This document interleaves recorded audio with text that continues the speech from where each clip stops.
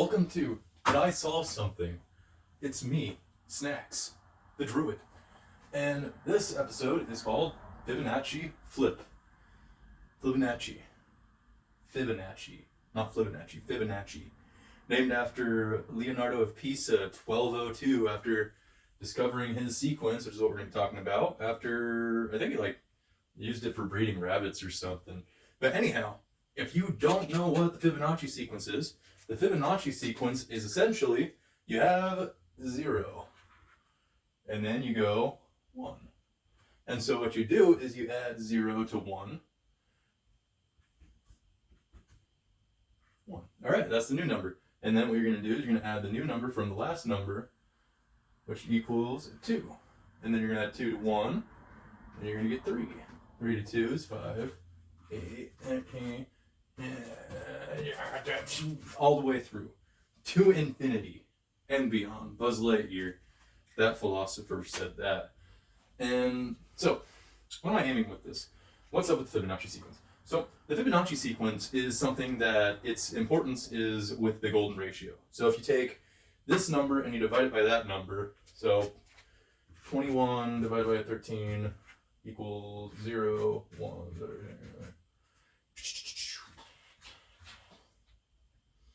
right?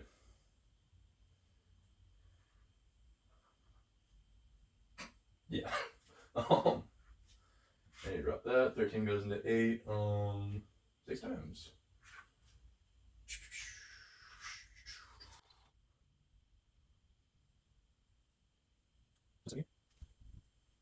Yeah. Sorry, it's been a while since I've done division. So you get this ratio right here, 1.61. This goes on towards infinity. It's considered the golden ratio. It's responsible for the spiral. And that's called phi. Phi is, of course, I think, that thing. It's a Greek symbol. And so, now, what are we aiming with this? Well, scientists and mathematicians and people kind of talk about how this is kind of all over the place. In nature, in art, in biology, everywhere. They go on and on about the Fibonacci's freaking sequence of numbers. And so, my thought is, well, science nerds, if this explains everything, then where's freaking 4, 6, 7, and 9? What an inane question. Because in the Fibonacci sequence, you get 1 right there, you get 2 right there, 3, 5, and 8, but where's 4, 6, 7, and 9? You may ask me, Snacks, are you deranged? What's wrong with you? Autism, probably. I don't know. Don't put me on your register, RFK. Please, I don't want to be on your Nazi registry. But anyway, now what we're going to do, and I'm going to cast my little magic spell real quick, and we're going to make this disappear, and we're going to flip up some grid lines for me to show you what I'm going for. Yeah! Alright. The magic spell of change to chart worked just as I thought it would. But anyhow, what we have in here is a chart with X, Y, and Z on it, and X is going to be the Fibonacci number. So, for instance, the first Fibonacci, X is going to be 1, 2 is going to be 1, 3 is going to be 2, 4 is going to be 3, and so on and so forth. You catch that drift? And then Y is going to be the digital reduction. So what that means is that once we get down here, let me cast a spell real quick to get these up. So I completed the spell. And now all the Fibonacci numbers are up there in order. So we see that it goes 1, 1, 2, 3, 5. Coincidentally, 5 is at the 5th mark. Quirky. Then we have 8, 13, 21, 34, 55 at the 10 mark. 5 plus 5 is 10. That's kind of neato. Weird that it's 5 at the 5 and 5 at the 10, but go off, I suppose. 89, 144. So you have 12 squared is 144. That's just something interesting. 2, 3, 3, 3, 7, 7, 6, 10, 97, all the way. So what is Y? What does dig red mean? Well, dig red means digital reduction. And so with all these singular digit numbers, it doesn't really apply because they're already reduced. And so 1 reduced is still 1, 1, 2, 3, 5, and 8. But now, since we have multiple digits, we can combine them using the power of addition. And so 1 plus 3 is 4. And would you looky there, we found the first mark that we were looking for, because this whole weird question that I asked was around, where does 4, 6, 7, and 9 show up on the Fibonacci sequence? So now we can go 4 at 7. So 4 shows up at the 7th position with 13. And I'll spare the just neat writing, and you have to watch as we instead cast another spell of hurry this up, get to your point. Right, you cast the spell and all the information is present now and accounted for. And so now we have the digital reduction of all these numbers. And one thing that I know is the abundance of 17 right here. And also kind of 24. But from doing this first step of digital reduction, we're able to find, well, we have 7 at the 9th spot. We have 9, which is a square, which is a square, which is the square, right? We have 9 at 12. And we still haven't, completely concretely gotten 6, which is what z is for. And z is going to equal the digit root.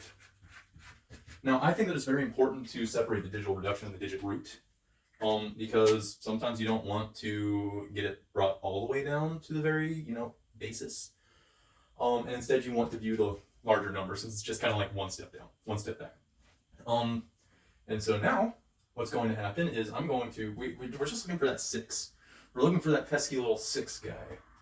Number 6, the one that shows up right there. Because that's the first mention of the 6 on the Fibonacci sequence, is at 610. Which is quirky, I think. And so now we're going to cast the digital root spell. And all these z values are going to be filled out. Going...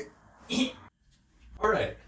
And now, as you can see, we have the z category filled out, all the digit roots.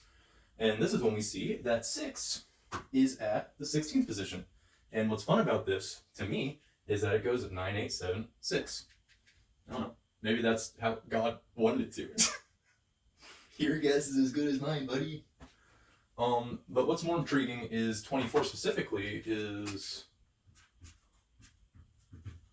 for factorial, which is kind of funky. Further on we have 7 is the 4th prime number, 9 is a square, 4 is a square. Squares kind of have 4 sides. And so what this makes me think, this little weird background sequence that I've found, is that it's got something to do with Aristotle's nature of 4.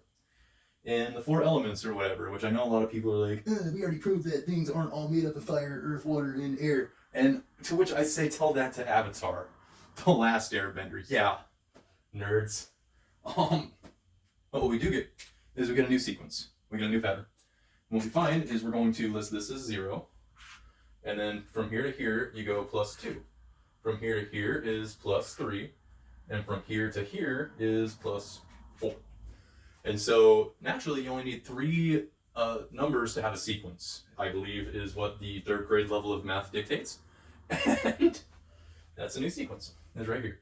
This sequence right here, starting at 0 and going plus 2, plus 3, plus 4, I call this the stack sequence. And we'll get into that in part, I think, 3 of this journey. But what we're going to be talking about next is the snack sequence, because people get to name whatever they discover. And I discovered it. And the snack sequence is this kind of like background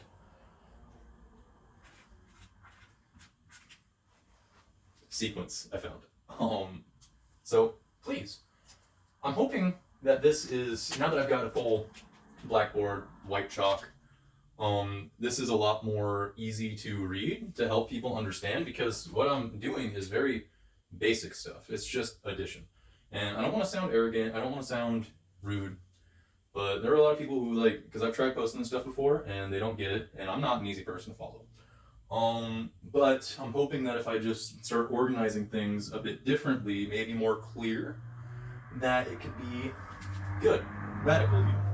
Anyway, thank you for watching. Subscribe for part 2. Next, we're going to go into a deep dive of the snacks sequence, as I call it.